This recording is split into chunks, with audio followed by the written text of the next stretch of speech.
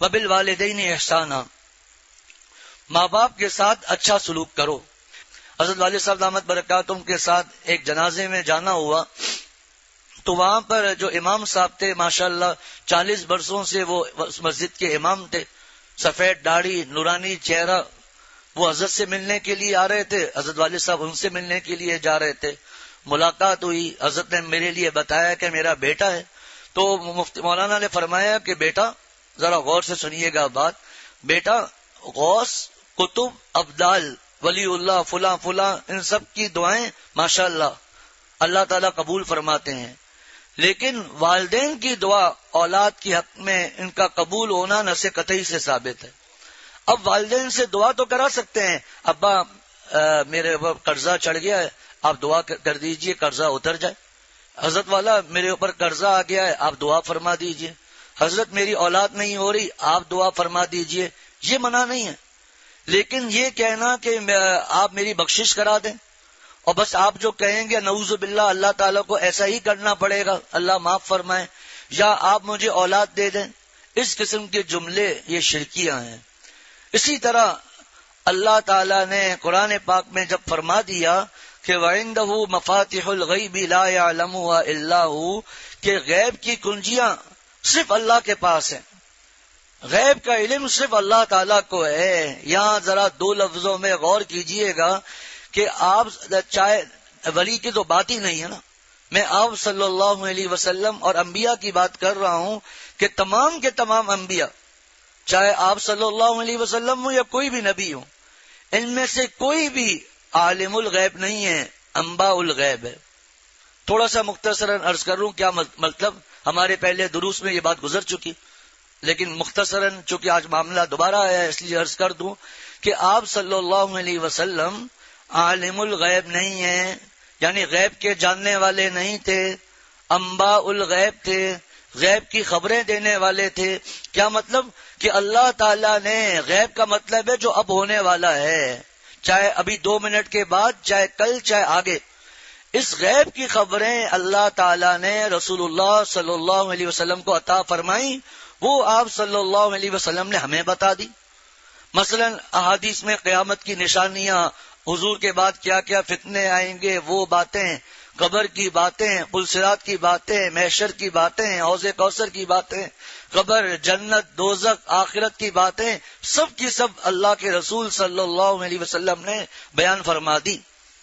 بخاری شریف جلد نمبر 2 میں ایک روایت ہے کہ ایک مرتبہ آپ صلی اللہ علیہ وسلم تشریف فرماتے تو چھوٹی بچیاں کچھ اشعار پڑھ رہی تھی، ان اشعار میں سے ایک شعر یہ تھا، جب بچیوں نے پڑھا کہ وفینا نبی یعلم ما فی غد، ہمارے درمیان اللہ کا ایک نبی بیٹھا ہوا ہے جو جانتا ہے کہ کل کیا ہوگا۔ حضور صلی اللہ علیہ وسلم نے فرمایا اس بات کو چھوڑ دو، یہ باتیں مت کرو۔ پھر سیرت کے واقعات کو اگر ہم سے معلوماتی انداز میں پڑھیں گے وہ بھی فائدہ مند ہے، بہت فائدہ مند ہے، لیکن اگر ہم سیرت کے واقعات کو باریک بینی سے پڑھیں گے تو ہمیں آپ صلی اللہ علیہ وسلم کی زندگی میں ایسے بہت سے واقعات نظر آئیں گے جس سے صاف پتہ چل رہا ہے کہ آپ صلی اللہ علیہ وسلم عالم الغیب نہیں ہیں۔ وبالوالدین احسانا، ماں باپ کے ساتھ اچھا سلوک کرو۔ اب یہ ہم میں تفصیل اس کی بیان نہیں کروں گا، بس 1-2 حدیثیں ہی بیان کروں گا اس بارے میں۔ وبالوالدین احسانا، فرمایا کہ دیکھو پچھلے اللہ تعالیٰ نے فرمایا اللہ تشرکوا بہ شیئا، اللہ کے ساتھ کسی کو شریک مت ٹھہراؤ، نہیں کی، منع کیا۔ پھر آگے فرمایا ولا تقتلوا اولادکم، اپنے بچوں کو قتل مت کرو، نہیں اس کو کہتے ہیں، مت کرو۔ پھر آیا ولا تقربوا الفواحش، نہیں آیا، نہیں اردو والا نہیں نہ ایسا مت کرو، یہ نہیں۔ اسی طرح آگے آیا ولا تقتلوا النفس، پھر آگے آ رہا ہے ولا تقربوا، ان تمام جگہوں پر نہیں ہے، لیکن درمیان میں آ رہا ہے وبالوالدین احسانا، اپنے ماں باپ کے ساتھ اچھا سلوک کرو، یہ بتلانے کے لیے کہ والدین میں یہ کہنا کہ ان کو اذیت نہ پہنچاؤ، ٹھیک ہے، ایک بیٹا ہے وہ اپنے ماں باپ کو تکلیف نہیں پہنچاتا، گالیاں نہیں دیتا، برا بھلا نہیں کہتا، لیکن ان کے ساتھ حسن سلوک سے بھی پیش نہیں آتا، ان کی خدمت بھی نہیں کرتا۔ والدین میں دونوں باتیں ہیں، نمبر 1 ان کے ساتھ حسن سلوک سے پیش آنا، یعنی ان کا خیال رکھنا، ان کی خدمت کرنا، ان کی دلجوئی کرنا، اور یہ میں آپ کو کیا عرض کروں، بڑا غم ہوتا ہے کہ والدین نے پڑھایا لکھایا، اب پڑھ کر کہتے ہیں ہم سعودی عرب جا رہے ہیں جاب کے لیے، ریال زیادہ آئیں گے۔ ایک صاحب نے مجھے اتنی 6 مہینے تک وہ سعودی عرب میں رہے، دعائیں دعائیں، ان کا نہیں ہوا۔ میرے جان دوست ہیں میرے، میں نے کہا کہ میں نے آپ کے کہنے پر یہ کہا تھا اللہ عافیت فرمائے، لیکن میری دلی دعا یہ تھی کہ آپ مت جاؤ۔ کا وجہ، میں نے کہا آپ کے ابا کی عمر اب میرے والد صاحب جتنی ہے، تھوڑے سے والد صاحب سے چھوٹے ہیں، آپ کے والد صاحب، آپ کے بھائی فلاں جگہ، دوسرا بھی ارادہ کر رہا ہے، آپ بھی جائیں گے تو اس بیماری میں آپ کے والد صاحب کا ساتھ کون دے گا؟ اس عمر میں وہ گھر پہ آئے، نمک نہیں ہے، پھر مارکیٹ جاؤ، پھر وہ تھوڑی دیر کے بعد آئے، یہ چیز نہیں ہے، اس عمر میں والدین کو چھوڑ دیا۔ تو میں احساس بھی ہے، وہ حیران ہو گئے، کہا کہ میرا تو اس سے دھیان ہی نہیں گیا۔ حضرت شیخ الاسلام مفتی محمد تقی عثمانی صاحب دامت برکاتہم نے اپنی کتاب میرے پاس رکھی ہوئی ہے، آسان تفسیر، اس میں پتہ ہے کیا فرمایا؟ فرمایا کہ جو اپنے میں حضرت کے الفاظ پڑھ کے سناتا ہوں کہ جو اپنے والدین کے ساتھ اچھے سلوک سے پیش آتا ہے، ان کی خدمت کرتا ہے، حضرت شیخ الاسلام صاحب دامت برکاتہم فرماتے ہیں کہ چاہے وہ کتنا بھی گناہ گار ہو، سنیں اس سے معلوم ہوا کہ بڑھاپے میں والدین کی خدمت کتنی عظیم چیز ہے۔ اگر کوئی آدمی کتنا ہی گناہ گار ہو، اگر وہ والدین کی خدمت اور اطاعت کرے اور بڑھاپے میں انہیں آرام پہنچائے تو اللہ تعالیٰ کی رحمت سے امید ہے کہ انشاءاللہ تعالیٰ اسے توبہ کی توفیق ہوگی اور اس کے نتیجے میں وہ جنت میں داخل ہوگا۔ کس کا جملہ ہے؟ شیخ الاسلام مفتی محمد تقی عثمانی صاحب دامت برکاتہم کا۔ یہ ہے والدین کی خدمت۔ اور کیا ہے؟ والدین کو چھوڑ کے چلے گئے، والدین کو چھوڑ کر چلے گئے۔ ایسے ایسے لوگ ہیں جن کو کراچی شہر میں یہ اتنی بڑی آفر آئی کہ یہ گھر، یہ گاڑی، اتنے لاکھ روپیہ تنخواہ، یہ 20 گریڈ کا افسر آپ کو بنائیں گے، لیکن فلاں جگہ آپ کو رہنا پڑے گا، 600 گز کا گھر، لیکن یہ گز کی کیا، ایکڑ کا بھی گھر ہو، والدین کو چھوڑ کر جانا، کیا یہ دل گوارا کیسے کرتا ہے؟ کہ آج جب صلاحیتیں آ گئی دین اور دنیا کے لحاظ سے، جگہ جگہ بلایا جا رہا ہے، اب چھوڑو والدین کو، ان کو بڑھاپے کی حالت میں چھوڑ کر 4تھی منزل میں ان کا گھر ہے، میاں بیوی دونوں اکیلے رہ رہے ہیں، اور نہ بیٹے نہ پوتے نہ نواسے، کچھ بھی نہیں، اکیلے دونوں رہ رہے ہیں۔ کیسے گوارا ہوتا ہے؟ جی والد صاحب نے اجازت دی ہے، والد صاحب سے کیا یہ غلطی کریں گے، تجھے منع کریں گے؟ کہ وہ سوچے، دل میں سوچیں گے اب تو ہم بوڑھے ہو گئے، کب پتہ نہیں انتقال ہو جائے، ایک بچے کا مستقبل تو بنا ہوا ہے، دوسرے کا بھی بنے، وہ ڈالر کمائے، ریال کمائے، درہم کمائے، بیٹا تم بھی جاؤ۔ لیکن یہ کیا ہے؟ علم دین نہ ہونے کی وجہ سے یہ آدمی کرتا ہے۔ اور اگر علم دین ہو تو شیخ الاسلام مفتی محمد تقی عثمانی صاحب دامت برکاتہم نفلی حج پہ جا رہے تھے، والد صاحب مفتی شفیع صاحب بیمار ہو گئے تو اپنا ارادہ ملتوی کر دیا، نفلی حج۔ مفتی شفیع صاحب رحمۃ اللہ علیہ کو پتا چلا تو فرمایا بیٹا تمہارے دوسرے بیٹے، میرے پوتے، پورا دارالعلوم سب میرے بچے ہیں، سب خدمت کے لیے موجود ہیں، سینکڑوں طلبہ، اساتذہ، میرے مریدین سب ہیں، آپ تو حج پر جاؤ۔ فرمایا اچھا ٹھیک ہے، عرض کیا ٹھیک ہے، نہیں گئے۔ جب وقت گزر گیا تو ملنے آئے، کہہ رہے میاں تقی تم حج پر نہیں گئے؟ وہ جو حدیث شریف ہے نا کہ ماں باپ کو ایک نظر محبت سے دیکھ لینا حج نفلی کا ثواب ہے، مقبول حج نفلی کا، اس کی طرف اشارہ کر کے کہا ابا میرا حج تو اب آپ کے پاس ہے، میرا حج تو اب آپ کے پاس ہے۔ مفتی شفیع صاحب رحمۃ اللہ علیہ اتنا خوش ہوئے، اتنا خوش ہوئے، دعائیں دی، بیٹا اللہ تعالیٰ تجھے اتنے حج عمرے کرائیں گے کہ دنیا حیران ہو جائے گی۔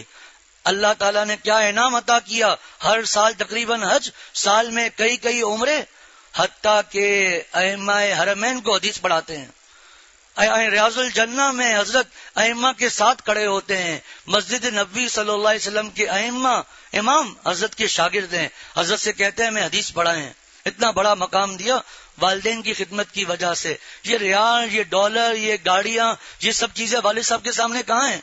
اگر ہمارے والد ہمیں چھوڑ کر 20-20 برس دوسرے ملکوں میں رہتے تو ہماری کیا حالت ہوتی؟ نہ باپ کا پیار ملتا، باپ کیا ہوتا ہے کچھ پتا چلتا۔ لیکن آج ڈگریاں مل گئی اور کہتے ہیں کہ قرضہ ہمارے ابا پر ہے نا، ہمارے اوپر تو نہیں ہے، ہم حج کا معاملہ ٹھیک ہے، صحیح ہے، مفتی صاحب نے فتویٰ دیا، ان کا قرضہ ان کے اوپر ہے، حج تو آپ کے اوپر ہے، آپ کر لو۔ لیکن آپ 40-40 لاکھ روپے عمرہ میں خرچ کر رہے ہو، لیکن کیا عمرہ ضروری ہے؟ کیا آپ کے لیے عمرہ ضروری ہے؟ یا لوگوں کی زبانیں بند کرو جو تمہارے والد صاحب کو گالیاں دے رہے ہیں، برا بھلا کر رہے ہیں، کہہ رہے ہیں کہ قرضہ لے کر چلے گئے، انہوں نے قرضہ کہ اپنی خواہشات کے لیے لیا تھا، تمہارے گھر کے لیے لیا تھا، تمہارے بچوں کو بڑی بڑی ڈگریاں انہوں نے دلائیں، تمہارے بچوں کی تمہاری شادیاں کی، اس لیے انہوں نے یہ قرضہ لیا تھا جو ان پر آج اتنا قرضہ آیا۔ اور بیٹا کیا کہتا ہے، ہمارے اوپر قرضہ تھوڑی ہے، قرضہ تو ہمارے والد صاحب کے اوپر ہے۔ ایسے لوگ بھی ہیں جن کے باپ نہیں، رشتہ دار کے اوپر قرضہ تھا، اس اللہ والے نے خود وہ قرضہ پورا چکایا۔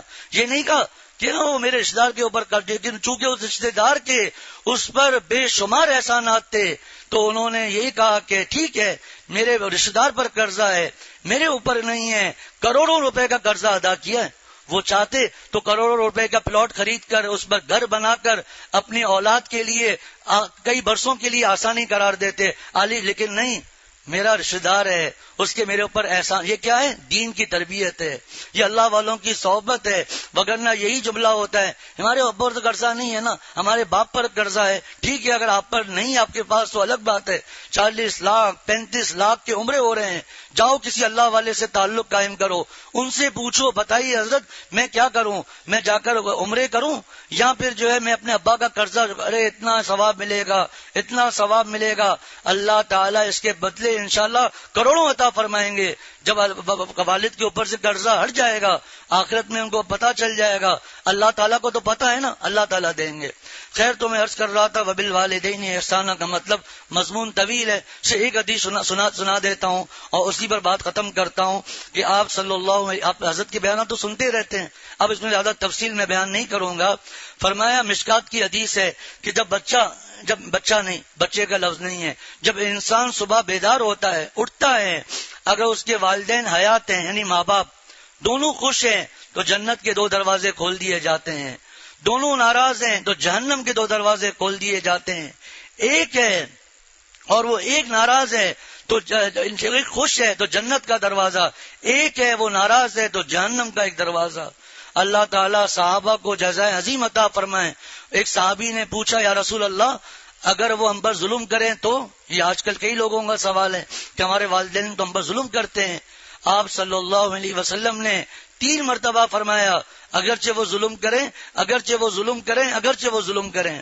حضرت کی نسبت سے ایسے واقعات پتہ چلتے ہیں، دکھ ہوتا ہے، اشارہ تو نہیں کر سکتے۔ باپ کینسر میں ہے، بوڑھا 70-80 سال کا بوڑھا باپ کینسر کے مرض میں ہے، لیکن بیٹے نے اپنے اور اپنے بچوں کے کمرے میں اے سی لگا دیا، باپ کی اے سی کی فکر نہیں کی، میرے اوپر ضروری تھوڑی ہے۔ اور دوسری طرف اللہ والوں کے صحبت یافتہ کہ باپ کے گھر میں جب کمرے میں کلر ہو گیا اور باپ کی طبیعت اتنی نازک کہ رنگ ہلکا سا بھی برداشت نہیں ہوتا، گرمی زبردست اس دن رات میں، حضرت کی نسبت سے باتیں پتہ چلتی ہیں۔ بیٹے نے اپنے باپ سے کہا کہ آج آپ میرے کمرے میں سوئیں گے۔ باپ نے کہا بیٹا آپ کو پتا ہے کہ مجھے کسی اور جگہ نیند ہی نہیں آتی، کیوں آپ ہوٹلوں میں نہیں سوتے، آپ فلاں جگہ نہیں سوتے، فلاں جگہ نہیں سوتے؟ نہیں بیٹا مجھے نیند ہی نہیں آتی۔ آ کر بہو سامنے آئی، ابا نیند آئے یا نہ آئے ساری رات جاگتے رہیں، میرا واسطہ نہیں ہے، سونا ہے تو ہمارے کمرے میں آپ سوئیں گے، ہمیں ایسی نہیں چاہیے۔ بہو بیٹا دوسرے کمرے میں سو گئے۔ چھوٹا بچہ اپنے باپ کے پاس آ رہا ہے۔ اب دیکھو اس باپ نے کیا سکھایا، پہلے میں، باپ چھوڑو، باپ کی کیا ضرورت ہے، یہ باپ کیا سکھا رہا ہے۔ بیٹا آیا اور کہنے لگا ابا آپ اس لیے جو ہے گرمی میں سو رہے ہیں کہ تاکہ دادا کو اے سی مل جائے، یہ تربیت ہوتی ہے۔ پھر ایک مفتی خرم عباسی صاحب دامت برکاتہم کے ایک بیان مجھے کسی نے سنایا، حضرت کے خلیفہ ہیں، کہا کہ پنجاب میں بہت گرمی، خوب گرمی تھی، وہ قاری صاحب ایسے تھے کہ ان کو نیند ہی نہیں آ رہی تھی، آخر کسی طرح سوال نہیں کیا، کسی طرح ان کے کسی معتقد کو پتا چل گیا کہ قاری صاحب کی یہ حالت ہے، انہوں نے ایئر کولر کمرے گھر بھجوا دیا۔ وہ جب شام کو پہنچے تو بیوی سے کہا یہ کیا ہے، کہا وہ فلاں صاحب آئے تھے اور آپ کے لیے ہدیہ کیا ہے، کہا اس ایئر کولر کا مستحق میرا باپ ہے، یہ کیسے ہو سکتا ہے کہ اس گرمی میں میرے کمرے میں تو ایئر کولر ہو، میرے باپ کے پاس نہ ہو۔ وہ اپنے ابا کے پاس لگایا، کیا ہے رات تو گزر جاتی ہے، جھونپڑی والوں پر بھی گزر جاتی ہے، بنگلے والوں پر گزر جاتی ہے، والدین کی دعائیں لیں، اللہ تعالیٰ جیسے عرض کیا نا ابھی، آخرت میں تو کامیاب فرمائیں گے ہی فرمائیں گے، اللہ تعالیٰ دنیا میں بھی کامیاب فرمائیں گے۔ اللہ تعالیٰ ہم سب کو عمل کی توفیق عطا فرمائے۔ دیکھیں کتنا طویل مضمون ہے، والدین کے حقوق پر 400 صفحات کی کتاب ہے، احادیث ہیں، کئی چیزیں ہیں، لیکن ظاہر سی بات ہے پھر درس قرآن رہ جائے گا. لیکن حضرت سکھاتے ہیں جو بات دل میں ہو اس کو روکنا کبھی بھی نہیں. بس تو وہ مضمون چلتا رہا، بار بار سوچتا ہوں کہ اب چھوڑ دوں، آگے چلیں آگے چلیں. ہمارے ایک استاد ہنس کے فرماتے ہیں کوئی پولیس تو پیچھے لگی ہوئی نہیں ہے. اصل مقصد تو یہ ہے کہ قرآن کی آیات ہمارے دل میں اتر جائیں، بس اسی کے لیے یہ باتیں ہیں. اللہ تعالیٰ ہم سب کو اس کی فکر عطا فرمائے. وآخر دعوانا ان الحمدللہ رب العالمین. جن ساتھیوں کے ساتھ ان کے گھر کی خواتین آئی ہوئی ہیں مرکز تربیت خواتین میں پردے سے انضام ہے ماشاءاللہ، تو وہ ہمارے ساتھی غرفہ نہ آئیں بلکہ اپنے گھر کی خواتین کو لے کر اپنے گھروں کو جائیں، ورنہ انتظامات کرنے والی جو خواتین ہوتی ہیں وہ بھی دیر سے گھروں کو پہنچتی ہیں، اور باہر جو پاسبان ہوتے ہیں ان کو بھی مشکل ہوتی ہے. اللہ تعالیٰ ہم سب کو عمل کی توفیق عطا فرمائے. بیان کرنے والا زیادہ مستحق ہے، اللہ تعالیٰ ہم سب کو اس کی توفیق عطا فرمائے کہ ہمارے والدین کو ہماری ذات سے ذرہ تکلیف نہ پہنچے.